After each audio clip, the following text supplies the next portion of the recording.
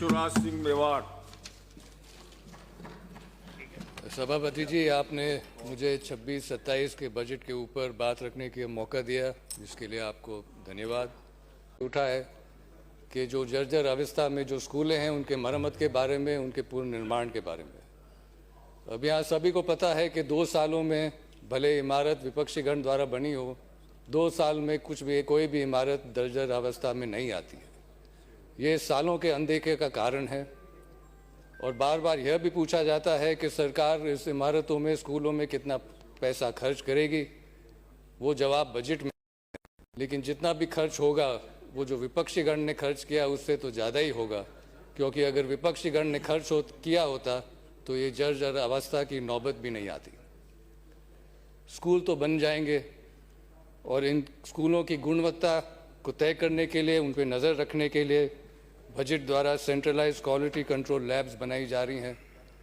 और इन गुणवत्ता और इस पारदर्शिता के लिए मैं एक चीज़ ज़रूर कहना चाहूँगा कि नाथद्वारा में पिछले महीनों में जब भी कोई काम का उद्घाटन होता है तो उस पर एक QR कोड लगाया जाता है, जिसमें उस कार्य के सब जानकारी मिलती है कि वो कार्य किसके द्वारा किया गया, कब शुरू हुआ, कब ख़त्म हुआ, कितने पैसे खर्च हुए। और अगर आपको कोई शिकायत है तो आप इस QR कोड के द्वारा आप भेज भी सकते हैं। यह नाथद्वारा के लिए गर्व की बात है कि राजस्थान में तो यह पहला विधानसभा क्षेत्र है जहाँ पे यह उपयोग हो रहा है, लेकिन जहाँ तक मेरी जानकारी है ये पूरे भारत देश में ये पहला विधानसभा क्षेत्र है।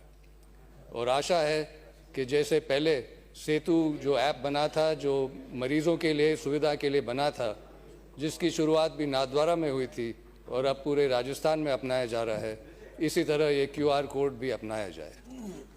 जहाँ शिक्षा की बात करें, ना तो सिर्फ तो शिक्षा की स्कूलों की इमारत की बात नहीं है, लेकिन शिक्षा का जो पूरा ढांचा है वो कुछ हद तक उसको बदलने की ज़रूरत है, वो भी जर्जर हालत में है।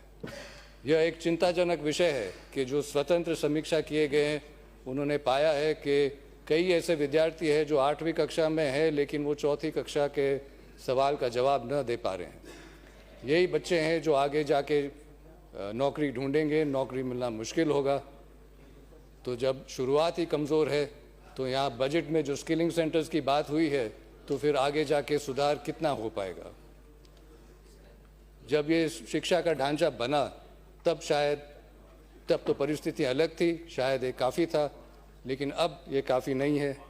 और बदलती परिस्थितियों को देख के जो बजट में चौथा स्तंभ है, मानव संसाधन और सशक्तिकरण, उसके द्वारा जो लिखा गया है कि 6ठी से 8वीं क्लासों में स्मार्ट लर्निंग इकोसिस्टम्स लाए जाएंगे और पर्सनलाइज्ड लर्निंग लैब्स भी लाए जाएंगे। एक और सुधार की ज़रूरत है कि जितने अध्यापक हैं उनके ऊपर जो काम का जो जोर है, जो भार है, उसको भी देखने की ज़रूरत है।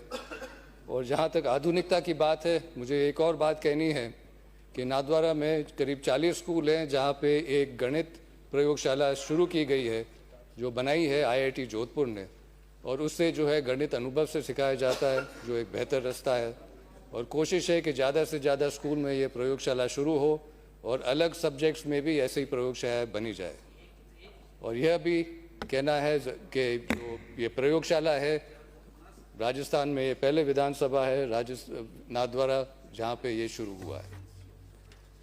शिक्षा की बात हुई है, स्किलिंग की बात हुई है, नौकरी की बात हुई है। अब जो 5वां स्तंभ है वो है सामाजिक सुरक्षा। और सामाजिक सुरक्षा के मैं ज़रूर कहना चाहता हूँ कि जो मिरासी समाज है, जिनका चित्र अक्सर राजस्थान टूरिज़्म के पोस्टर में देखे जाते हैं, उनको घुमंतु में शामिल किया जाए। जो गाडरी समाज है उनको घुमंतु अर्ध घुमंतु में शामिल किया जाए जैसे दूसरे राज्य हैं। और जो गाडेलिया लोहार हैं, जिनका इतिहास जो है चित्तौड़ से जुड़ा हुआ है, जो विश्व में एक ही इतिहास है, उनके दृढ़ शक्ति के कारण, उनके दृढ़ निश्चय के कारण उनको शताब्दियों से तकलीफ़ झेलनी पड़ी है। और अगर उनका कोई कल्याण बोर्ड बन जाए तो बेहतर होगा। इतिहास की बात करें, आने वाले इतिहास का इंतजार कर रहे हैं और खाली होने वाला है। इतिहास की बात करें तो फिर पर्यटन की बात शुरू होती है, जो बजट में 6ठा स्तंभ है। और जो महाराणा प्रताप सर्किट की बात उठी थी पहले के बजट में, महाराणा प्रताप सर्किट के काम तो शुरू है, लेकिन यह एक बड़ी दुख की बात है कि यह पाया गया है कि हल्दी घाटी में और रक्तलाई में अतिक्रमण पाए गए हैं। और ये अतिक्रमण कोई साधारण अतिक्रमण नहीं है। ये दशकों पहले विपक्षी गण जब वे सरकार में थे, उन्होंने रक्तलाई पर अतिक्रमण की बिल्डिंग बनाई है। और यह एक सोच के बाहर है कि जिस दल को अपने इतिहास पे इतना गर्व है, वे दूसरों के इतिहास को काटने पे या हल्के तरीके से टीका टिप्पणी में लगे हुए हैं।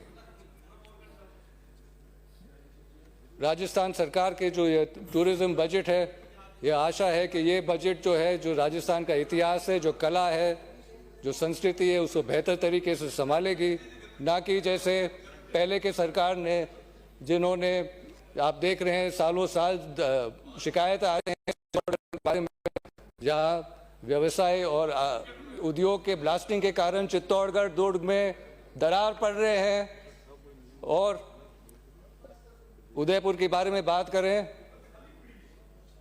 तो स्थिति कि जितना बोले वहीं उतना ही कम हो गए।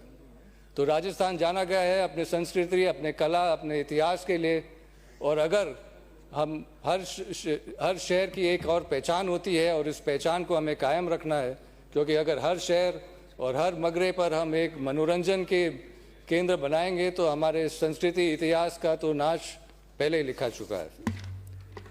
एक नवा स्तंभ है जो पर्यावरण की बात है, और जो अरावली में जो 400 हेक्टेयर की जो डिग्रेडेड ज़मीन को रिक्लेम करना है, जो अवैध खनन के लिए कानून बनाने, जड़ा कड़े कानून बनाने सोच है, वो एक अच्छी बात है। और ये नाथद्वारा के लिए ख़ास तौर से अच्छी बात है, क्योंकि नाथद्वारा में अनेक मगरे हैं जिनको काटे जा रहे हैं, रास्ते बनाए जा रहे हैं, इमारत बनाए जा रहे हैं, प्राइवेट तालाब बनाए जा रहे हैं। तो इसकी बहुत ज़रूरत है। और जो खनन ज़मीन के नीचे भी चल रही है नाथद्वारा में, उनके ऊपर भी इल्ज़ाम है कि वो क्षेत्र से ज़्यादा क्षेत्र में खनन हो रहा है, प्रदूषण फैल रहा है, उनकी भी जांच हो। और हमें ये सोच बदलने की आवश्यकता है कि हम आखिर काफ़ी सोचते हैं कि जो पर्यावरण है, हम पर्यावरण को संभालेंगे, लेकिन सही बात तो यह है कि पर्यावरण हमें संभालता है। और जब तक ये सोच नहीं बदलेगी, तब तक कानून में त्रुटि छोड़ने वाले और इन त्रुटि को फ़ायदा उठाने वाले वो मिलते रहेंगे। आखिरी पॉइंट है जो कृषि के बारे में, कृषि कल्याण के बारे में, जहाँ कृषि कल्याण के लिए जो सिंचाई के कार्य हैं उनमें 78 कार्य हैं। और मेरी आग्रह है कि इसमें नाथद्वारा भी जोड़ा जाए, क्योंकि पहले जो काम किए बिना पूरी सोच समझ के किए गए हैं। तो पानी तो है नाथद्वारा में, लेकिन काश्तकार को पहुँचते नहीं है। तो मैं अंत में आदरणीय मुख्यमंत्री जी और वित्त मंत्री जी को वापस धन्यवाद देता हूँ। और हमें सब साथ मिल के इन 10 स्तंभ जो है उनको मजबूती के साथ विकसित राजस्थान के तरफ ले जाना है। और आशा है कि जो विपक्षी गण है वो भी साथ देंगे, न कि इन 10 स्तंभों को जर्जर अवस्था में बनाने की योजना में लगे रहें। आप सभी को बहुत धन्यवाद। कुमार कटारा।